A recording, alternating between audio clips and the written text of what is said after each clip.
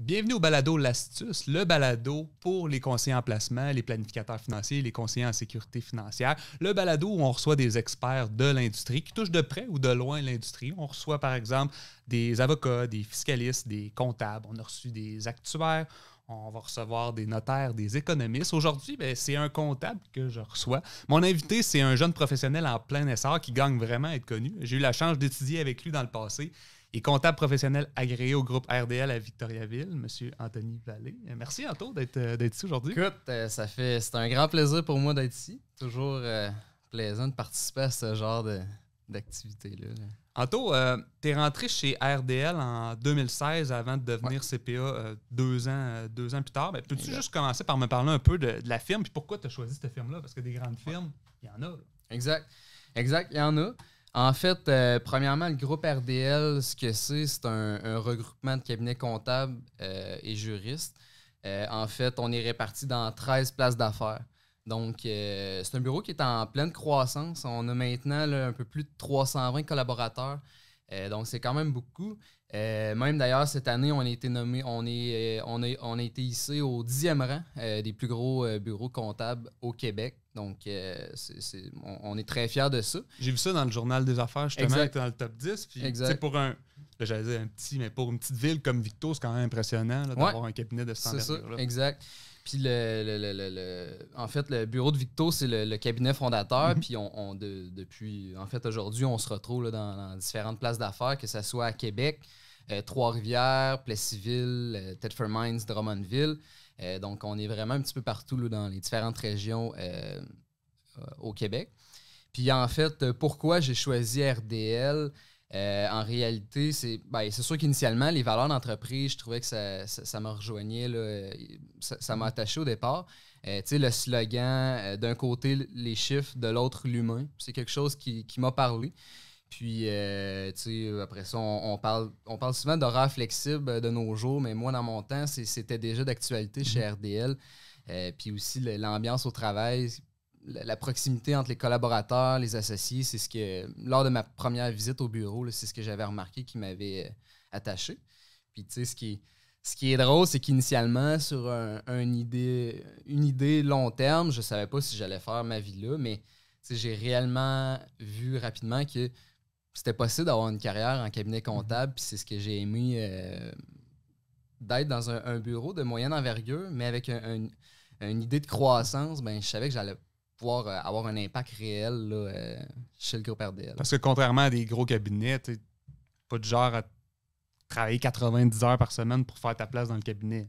Ben c'est ça, c'est que ça me permet de m'accomplir, oui, au niveau professionnel, de me nourrir des défis qui se présentent à moi, mais aussi d'avoir un équilibre qui va me permettre de m'accomplir aussi au niveau personnel. Puis ça, c'est chose qui est très importante pour moi. Là. Puis là, depuis 2022, tu es directeur principal de certification. Ouais. Le rôle consiste en quoi? En réalité, c'est sûr, d'un point de vue plus général, l'équipe, au niveau de la certification, son rôle, prime abord, c'est de préparer les états financiers. Fait que ça soit pour les différents utilisateurs, en fonction du... Tu sais, on parle d'avis au lecteur, on parle de mission d'examen, de mission de vérification, d'audit. En fonction des utilisateurs, nous, on a besoin de préparer les états financiers puis de démontrer des chiffres avec un niveau d'assurance en fonction des utilisateurs. Puis moi, en tant que directeur principal, j'ai besoin de m'assurer que le produit final est conforme aux exigences de ces utilisateurs-là en question. Que ce soit l'ordre des comptables. L'ordre des comptables, on veut s'assurer de respecter les normes. L'ordre des CPA, on veut respecter les normes comptables. Après ça, au niveau des créanciers, les créanciers, eux, ils veulent qu'on représente une image qui est fidèle pour qu'après ça, eux, ils prennent des décisions en fait, qui accordent le financement en lien avec ça. Ils vont calculer leur ratio, ils vont s'assurer que tout fonctionne pour l'octroi d'un financement. Puis sinon, le gouvernement, je ne l'ai pas parlé, mais on a aussi le rôle de préparer la déclaration d'impôt de ces compagnies-là. On ne s'en sauve pas, que ce soit au fédéral ou au provincial. On a notre quote-part à assumer. Fait que c'est vraiment de s'assurer qu'on respecte tout ça. Puis sinon, c'est sûr que moi, comme directeur principal, j'assiste dans les réunions avec le client, l'associé. Puis souvent, les clients, ils connaissent ils connaissent leurs chiffres, ils savent si ça a été une bonne année dans l'ensemble ou une mauvaise année, mais ils veulent qu'on fasse parler leurs chiffres. Ils ont besoin d'indicateurs, ils ont besoin de se comparer d'une année à l'autre ou avec une entreprise du même secteur, mais c'est là qu'on intervient, avec des indicateurs de performance en réalité, que ce soit marge brute, BAYA, bénéfice à 20 points d'intérêt, amortissement. C'est des éléments qu'on a besoin de leur démontrer, puis c'est comme ça qu'on va pouvoir leur dire s'ils ont fait un bon travail ou pas là, dans leur exercice qu'on leur présente. Moi, toi, je te connais comme un gars social, proche de son monde. J'imagine que ça t'aide dans ton développement de business, parce qu'au final, tu es associé de ce groupe-là. Fait que, j'imagine, là, comme un peu un conseiller, un planificateur financier, que être proche du monde, ça t'aide beaucoup dans le développement organisationnel, le développement de clientèle qui est en croissance actuellement. Oui, exact. En fait, c'est sûr que je crois beaucoup en la force d'un réseau. Puis, étant donné mes aspirations, tu as dit que j'étais associé, je ne suis pas encore, mais c'est dans mes objectifs à court, moyen terme. Puis, en fait, ça fait en sorte que je crois beaucoup à tout ce qui est activité de réseautage, puis activité de formation. Non seulement pour me faire connaître comme un bon professionnel, mais aussi comme une bonne personne. Puis tu parles d'écoute. Je considère que oui, j'ai une bonne écoute, mais c'est vraiment une compétence qui est primordiale, en fait, pour s'assurer d'offrir un service qui est adapté au client. Il faut prendre le temps de, non seulement sa situation au niveau de son entreprise, mais au niveau de sa situation personnelle, c'est de prendre le temps avec le client de discuter pour après ça lui offrir un service qui est adapté là, à ce qu'il a de besoin. Comme tu sais, les auditeurs, c'est principalement des conseillers financiers. Là. Perso, moi aussi, puis les conseillers aussi, on a souvent à travailler dans divers dossiers avec des comptables. Puis il y a beaucoup de différences, là, mettons, en termes de pratique avec les comptables. Puis, fait que moi, je peux te dire, il y a des bons comptables puis il y a des mauvais comptables. Puis, pour toi, c'est quoi un bon comptable? Puis c'est quoi un mauvais comptable? En fait, pour parler du bon comptable, moi, je pense qu'un bon comptable, il ne se contente pas de juste effectuer son mandat de base, présenter ses états financiers, that's it, puis il passe au suivant. Le bon comptable, lui, il va aller au-delà de ça, puis il va gérer le dossier comme si c'était sa propre entreprise. Je parlais tout à l'heure d'indicateurs de performance. Un des indicateurs qui est intéressant, c'est les fonds générés. Les fonds générés de ton année, qu'est-ce que ça veut dire? C'est OK, j'ai un bénéfice de temps, mais qu'est-ce que concrètement ça veut dire dans mes poches en tant qu'actionnaire? Là, ce qu'on va venir vraiment là, définir ce montant-là de fonds générés, puis après ça, on va regarder, OK, tu as fait 100 000 dans ton année, mais ce 100 000-là, il a servi à quoi? C'est-tu pour acheter des immobilisations? C'est-tu pour rembourser une dette? C'est-tu pour... ça s'est ramassé directement dans le compte de banque ou dans tes poches? C'est des éléments que le comptable va venir, le bon comptable va apporter pour apporter en fait une plus-value à son service. Puis tu sais, le client, il peut penser qu'un CPA, ça coûte cher, mais en réalité, c'est sûr que si le mauvais comptable fait juste présenter les états financiers, mais sans plus, alors qu'il connaît peut-être déjà ses chiffres, mais il va avoir eu l'impression de payer dans le vide. Mais si, par contre, il ressort de la rencontre avec des outils concrets, avec des red flags par rapport à comment il structure ses affaires, il va repartir de là avec l'impression d'avoir des outils pour pouvoir s'améliorer là, dans le futur. Fait que c'est des éléments que je trouve importants. Puis le bon comptable va continuer d'évoluer au même rythme que le client. Il ne prendra pas pour acquis son dossier, puis parce qu'on s'entend que ce soit au niveau d'une start-up ou au niveau d'une entreprise qui est en pleine croissance ou qui est à pleine maturité ou même sur le bord d'être vendue, ce n'est pas les mêmes services qu'on va aller chercher. Puis des fois, il y a des comptables qui n'offrent pas tous les services. Nous, au niveau de la comptabilité, que ce soit au niveau de la fiscalité, les réorganisations fiscales, la certification, bien sûr, puis l'évaluation d'entreprise, il y a tout ça qu'on peut offrir. Tu parles-tu un peu de gestion de rémunération un peu avec les clients? Parce que, tu sais, moi, ce que je vois beaucoup en pratique, c'est Les clients me disent, moi, je me paye en dividende. Des fois, je me demande si c'est pas juste à cause que le comptable il est débordé. Fait que, paye-toi en dividende. C'est facile, je fais mon écriture à la fin de l'année. Ouais. Parfois, être plus proactif au niveau de la gestion de rémunération, je pense que ça peut être plus gagnant pour le client. Tu regardes ça un peu, ce volet-là de la gestion de la rémunération? Oui, puis dans le fond, on s'assure tout le temps que sa situation est optimale. C'est sûr qu'il y a tout le temps le principe d'intégration qui fait en sorte que le salaire ou dividende, en théorie, au final, ça peut revenir au même. Mais on s'entend qu'il y a des situations en fonction de ton taux d'impôt corpo, qu'il y a aussi différents taux, ta situation personnelle, tout ça. Il y a plein d'éléments qui est à prendre en compte, la situation familiale et tout. Donc, c'est carrément du cas par cas, mais c'est important de soulever le questionnement puis de voir, OK, on est-tu adapté? OK, aujourd'hui, en 2022, on est adapté, mais peut-être qu'en 2024, il va y avoir eu une modification au niveau des taux, au niveau de la réglementation qui fait en sorte qu'il faut se moderniser puis s'adapter à ces... De là un peu l'importance de, comme tu dis, connaître ton client puis de rester proche de lui parce que ce qui était bon en 2016 ne l'est peut-être plus en 2022. Exactement. On va essayer de parler d'une couple de thématiques. Là. Je ne veux pas te mettre dans le coin sur rien, mais mettons qu'on parle de compagnie de gestion. Ouais. Parce que souvent, on va rencontrer des clients que rapidement, ils ont incorporé leur job, ils ont leur compagnie opérante, puis là, au final, ils ont des surplus de liquidité. Juste jaser, c'est quoi un peu l'avantage aujourd'hui d'avoir une compagnie de gestion?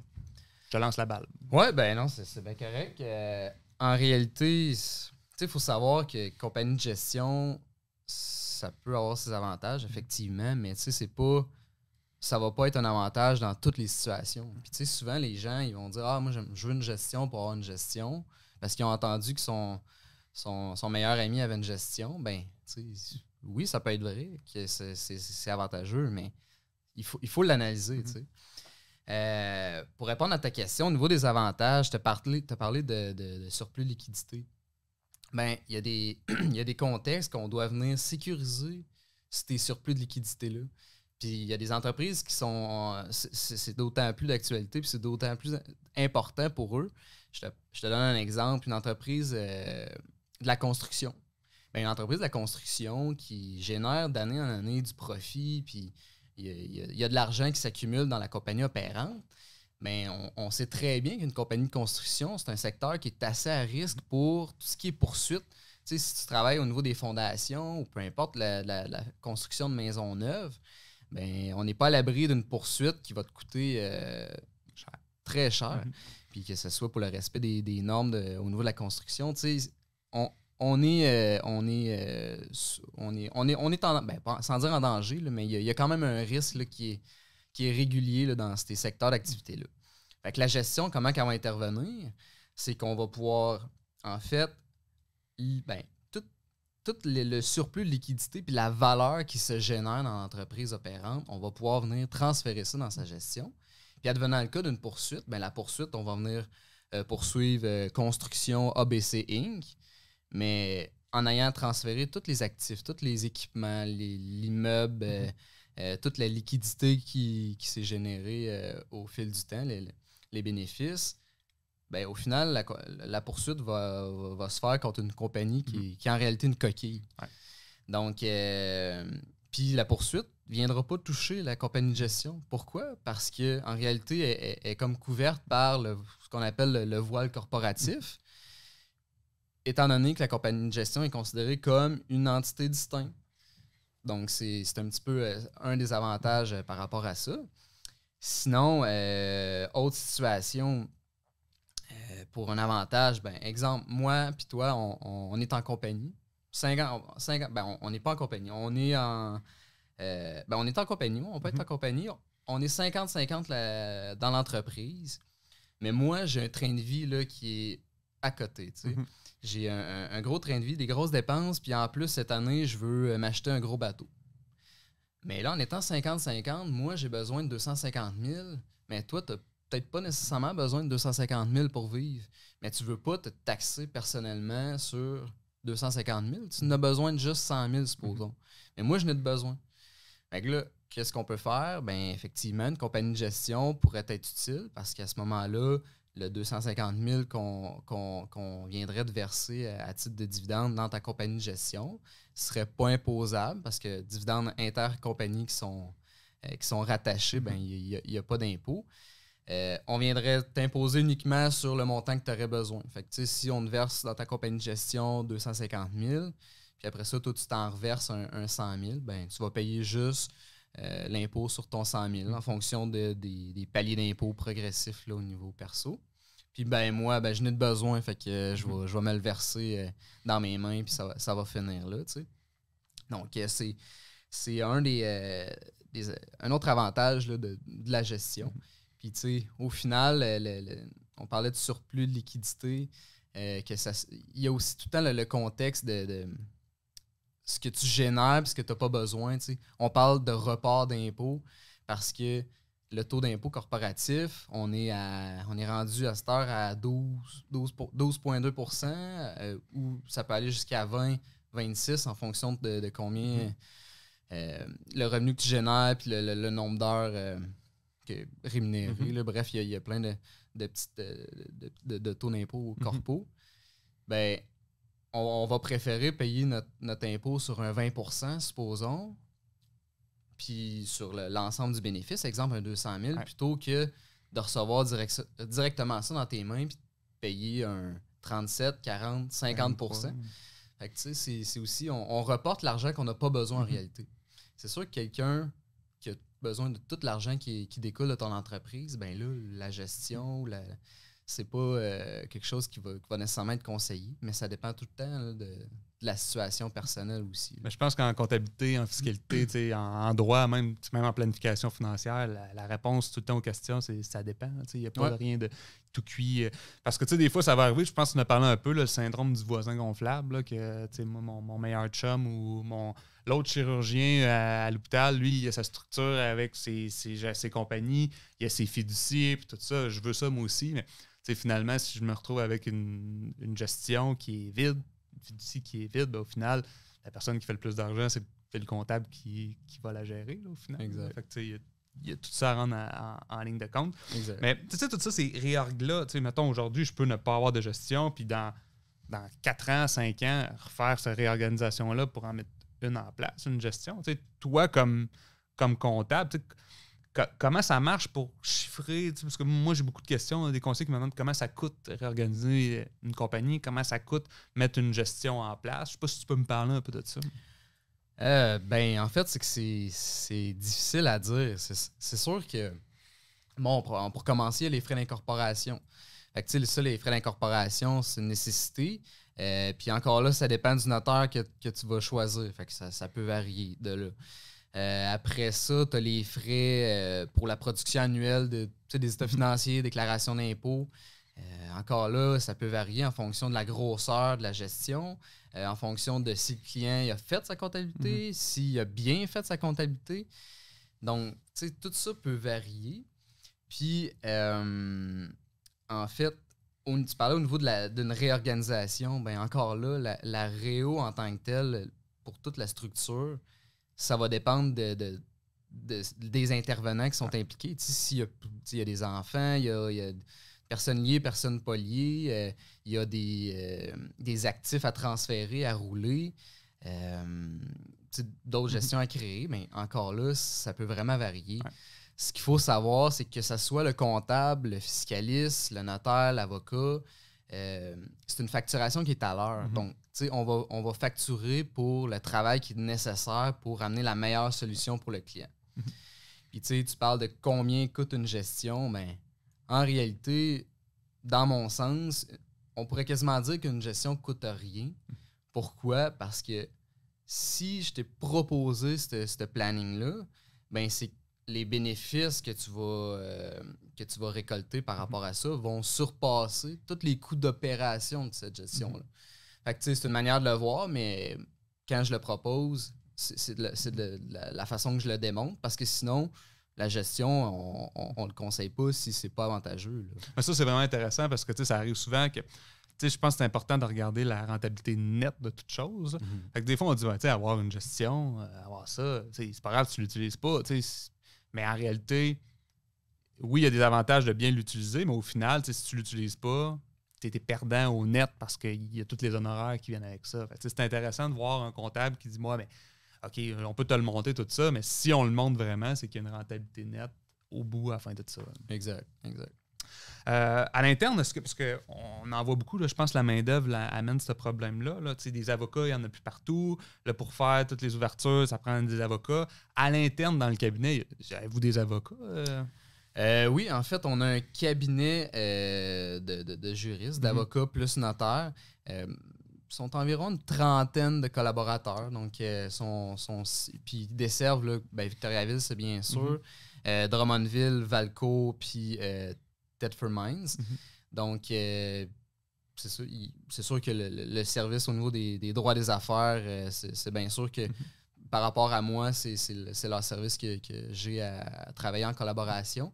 Mais ils font aussi là, du litige, du droit notarial, donc tout ce qui est transactions immobilières, succession, droit de la famille, financement. Donc ça, c'est des choses qu'ils font aussi. C'est quand même intéressant parce que dans les plus petits cabinets, là, je ne considère pas qu'un DS c'est un petit cabinet. Là, au contraire, c'est gros. Mais dans les petits cabinets, parfois, là, actuellement, j'ai pas d'avocat. J'ai beau tout monter ta structure, mais au final, OK, il faut référer à. C'est intéressant parce qu'en fait, ce qu'on se rend compte, c'est que le client, il veut avoir un package all-in-one, souvent, là, tout ensemble. Donc, c'est là que c'est intéressant qu'à même ce cabinet-là, on est capable de. Il n'y a pas besoin d'avoir un autre intermédiaire pour être capable. Ouais, il y en a un autre, mais il a l'impression d'être dans la même boîte. Exact. C'est ça, c'est le fun parce que de A à Z, ils peuvent.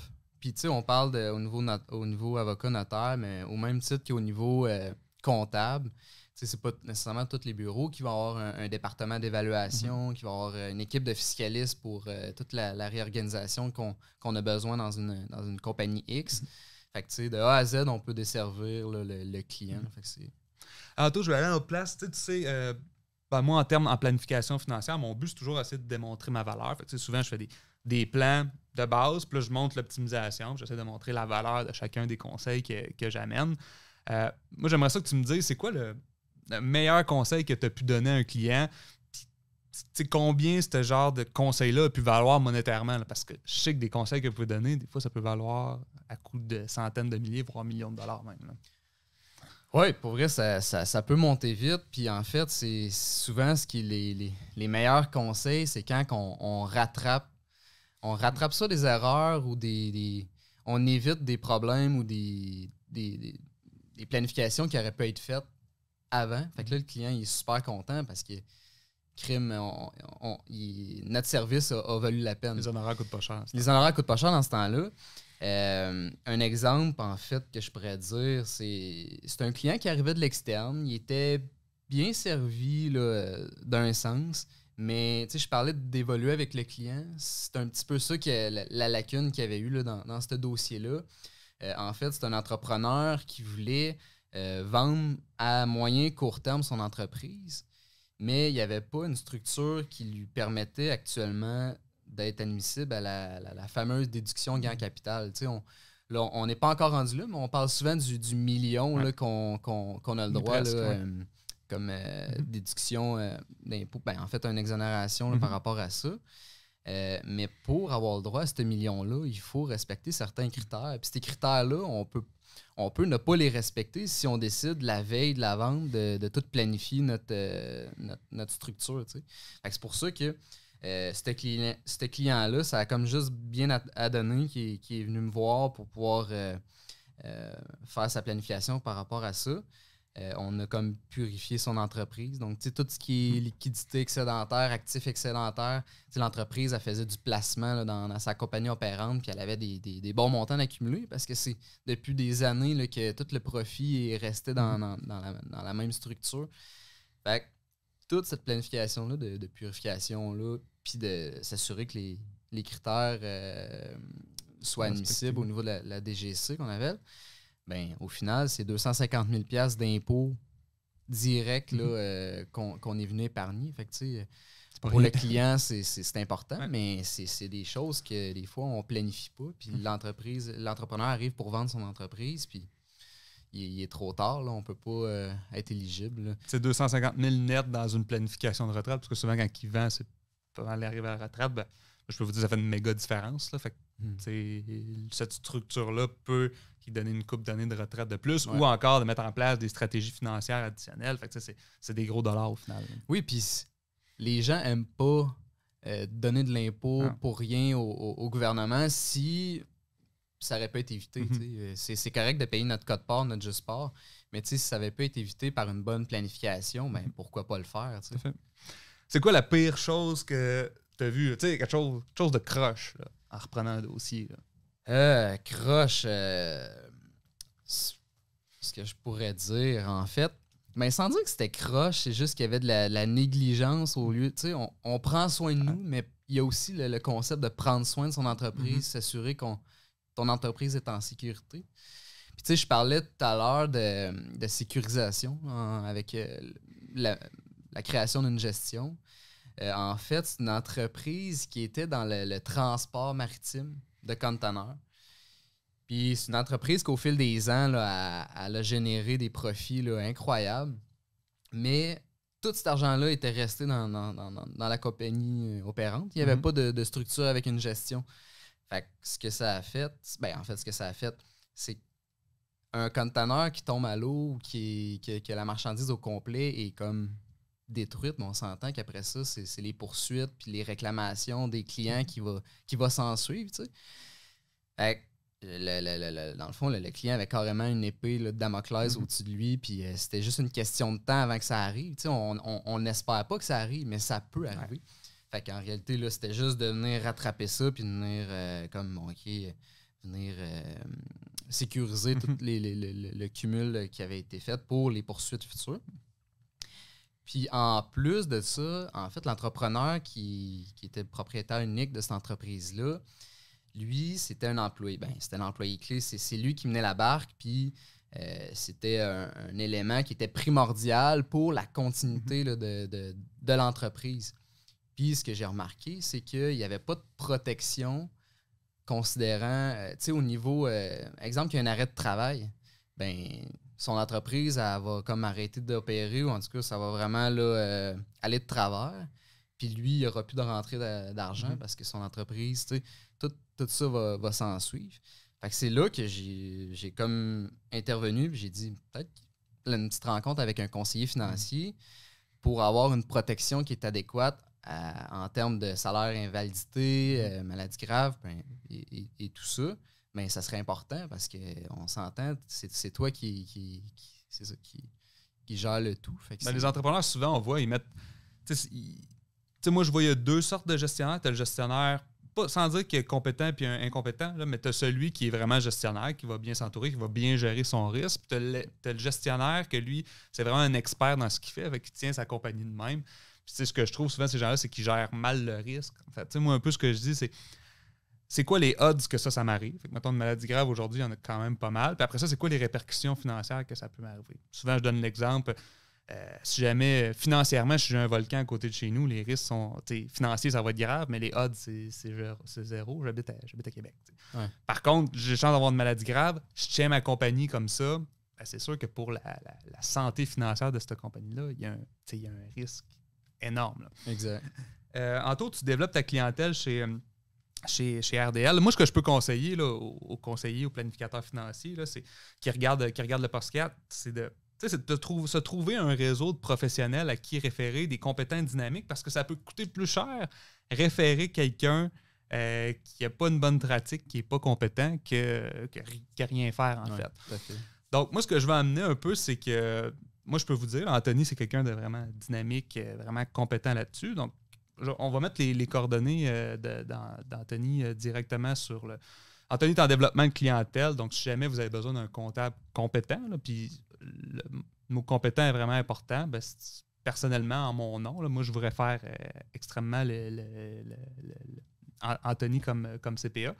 Donc, Anto, merci d'avoir pris le temps aujourd'hui de venir de Victo à Québec pour 20 minutes de balado. Écoute, ça m'a fait plaisir. Ça nous a permis aussi de dîner ensemble. Puis, non, c'est toujours un plaisir de collaborer avec toi. Puis, merci Anto. Merci beaucoup.